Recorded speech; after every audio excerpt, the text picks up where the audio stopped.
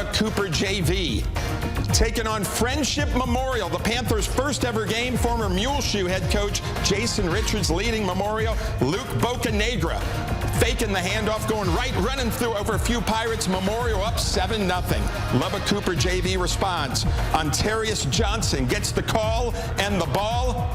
Almost stopped, but keeps those feet pushing, gets in for the touchdown. We're tied at 7. Second quarter, Panthers on the prowl.